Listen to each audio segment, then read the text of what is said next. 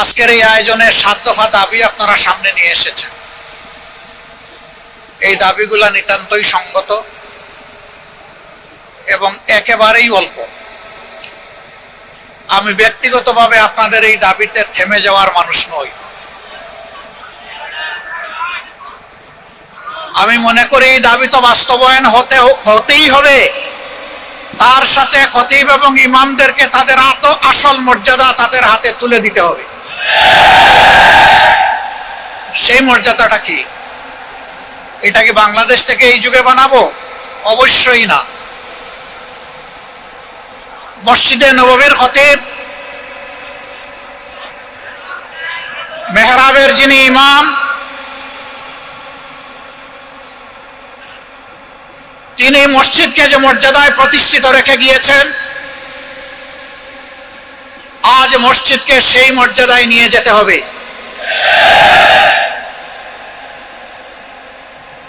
রাসূল করিম সাল্লাল্লাহু আলাইহি ওয়াসাল্লাম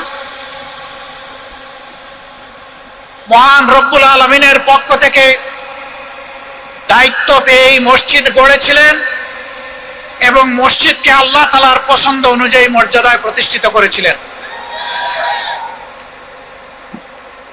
রাসূল পাক সাল্লাল্লাহু আলাইহি সাল্লামের আলাদা কোনো পার্লামেন্ট ছিল না, আলাদা কোনো ক্যাবিনেট হাউস ছিল না এবং আলাদা কোনো রাষ্ট্রপতির অথবা প্রধানমন্ত্রীর কোনো কার্যালয় ছিল না। সমস্ত দায়িত্ব আঞ্জাম দেওয়া হতো মসজিদে নববী থেকে। বিভিন্ন ধর্মের মতের মানুষ সারা বিশ্ব থেকে প্রতিনিধি নিয়ে তার কাছে এসেছেন। তিনি তাদের সকলের সাথে মিলিত হয়েছেন মসজিদে নববীতে। রাষ্ট্রের সকল কর্মকাণ্ডের পরামর্শ আহলে রায়দের সাথে করেছেন মসজিদে নববীতে। যুগের যতটুকু সময় মসজিদে নববী এবং মসজিদগুলোকে মর্যাদা দিয়ে চলেছে, আর এই মসজিদ কেন্দ্রিক যে সমাজটা দুনিয়ার যে অঞ্চলে ছিল, সেই সমাজই ছিল বিশ্বের ভালো সমাজ। আর রাসূল করিম সাল্লাল্লাহু আলাইহি সাল্লাম যে সমাজ মসজিদে নববীকে কেন্দ্র করে গড়ে তুলেছিলেন, সেই সমাজ সম্পর্কে আল্লাহ তাআলার পক্ষ থেকে তিনি সার্টিফাই করে গিয়েছেন, খায়রুল কুরুনি কারনি সুম্মাল্লাযীনা ইয়ালুনাহুম সুম্মাল্লাযীনা ইয়ালুনাহুম। হে বিশ্ববাসী, তোমরা জেনে রাখো, আজ আমি যে সমাজ ব্যবস্থা গড়ে তুলেছি, আল্লাহর কিতাব এর ভিত্তিতে এই সমাজটাই হচ্ছে বিশ্বের সর্বশ্রেষ্ঠ সমাজ। এর আগেও এই ধরনের কোন সমাজ জন্ম নেয়নি, এর পরেও এই ধরনের কোন সমাজ জন্ম নেবে না। সুতরাং ওই সমাজকে অনুসরণ করে যে সমাজ ব্যবস্থা গড়ে উঠবে, সেই সমাজ ব্যবস্থাই দুনিয়ায় শ্রেষ্ঠত্বের আসনে বসবে। নবীজির এই সমাজকে বাদ দিয়ে মন গড়া কোনো মতবাদ তন্ত্র মন্ত্র দিয়ে যে সমাজ গড়া হবে, সেই সমাজ আল্লাহর কসম দুনিয়াকে শান্তি এবং সম্মান দুটার কোনোটাই দিতে পারবে না। এটি প্রমাণিত সত্য। দুনিয়ার যে কোনো মহাদেশে হোক, দেশে হোক, অঞ্চলে হোক, এটি প্রমাণিত সত্য। বাংলাদেশ 90% মুসলমানের দেশ। এদেশের 90% মুসলমান আল্লাহর উপর ঈমান রাখে, আল্লাহর কোরআনকে মানে, নবী করিম সাল্লাল্লাহু আলাইহি সাল্লামকে শেষ পয়গম্বর স্বীকার করে। এই দেশে আইন চলবে কোরআনের মতবাদে ইনশাআল্লাহ। এই জায়গায় যতদিন পর্যন্ত আমাদের দেশ না আসবে, এদেশে আমরা কোনো সত্যিকারের মানবিক সমাজ কায়েম করতে পারবো না। বলবেন, তাহলে এদেশে অন্য ধর্মের মানুষ যারা আছে তাদের কি হবে?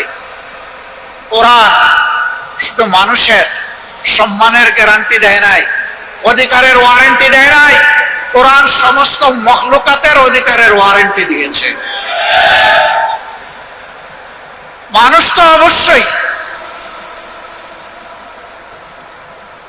মদিনায় যেমন সকল ধর্মের মানুষ পূর্ণ ধর্মীয় স্বাধীনতা, নাগরিক নিরাপত্তা এবং অধিকার ভোগ করেছেন, আল্লাহর দেওয়া আইনের আমাদের প্রিয় দেশেও যদি সেই সমাজ ব্যবস্থা কায়েম হয়, ইনশাআল্লাহ তাআলা লাজিম সেই অধিকার প্রতিষ্ঠিত হবে। কাজেই এখানে একটা দাবি দেখলাম, 7 দাবির মধ্যে একটা দাবি যে মসজিদ কমিটিতে ইমাম এবং খতিব সাহেবদেরকে সম্মানের সাথে অ্যাকোমোডেট করতে হবে। আমি আপনাদের এই দাবির সাথে একমত না। মসজিদ কমিটি হবে ইমাম এবং খতিব সাহেবের পরামর্শের ভিত্তিতে। এই কমিটির প্রাণ পুরুষ হবেন খতিব কিংবা ইমাম। তাকে বাদ দিয়ে নয়, তাকে সহযোগিতা করার জন্য এই কমিটি হবে।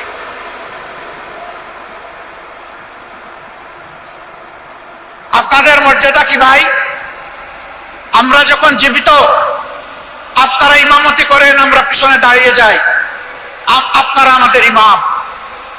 আমরা যখন দুনিয়া থেকে বিদায় নেই, তখনও আপনারা আমাদের ইমাম। শুধু ব্যতিক্রম এতটুকু, জীবিত অবস্থায় আপনাদের পিছনে দাঁড়াই, আর দুনিয়া থেকে চলে গেলে আমাদের লাশটা সামনে রেখে আপনারা দাঁড়ান। আপনারা হচ্ছেন ইমামুল হাইয়া ওয়াল মাইয়া, হায়াতেও ইমাম, মৌতেও ইমাম। আমরা এই দিক থেকে কলিজার ভিতর থেকে আপনাদের প্রতি আজীবন সম্মান দেখাতে চাই। আমাদের ইমাম এবং খতিব সাহেবরা কারো করুণার পাত্র হবেন, এটা আমরা দেখতে চাই। সমাজের ফয়সালা মিম্বর থেকে আসবে ইনশাআল্লাহ। সেই ফয়সালাই মিম্বর মেনে নিবে। হ্যাঁ, খতিব এবং ইমাম সাহেবরাও মানুষ, তারাও ভুলের ঊর্ধ্বে নন, ভুল তো হতেই পারে। ভুল যদি হয়, এর সমাধান করতে হবে সম্মানজনক ভাবে। এই সমাধান এইভাবে নয়, আমার পছন্দ হয়নি, আমি দুপুরবেলা জোহরের নামাজের সময় বলে দিলাম যে উনি কিভাবে ইমাম থাকেন আমি দেখে নিব। আসরের নামাজের সময় দেখা গেল উনি আর মেহরাবে নাই। আমাদের ইমাম এবং খতিব সাহেবদের জন্য আমরা এমন ফয়সালা চাই না, এমন ফয়সালা বরদাস্ত করব না।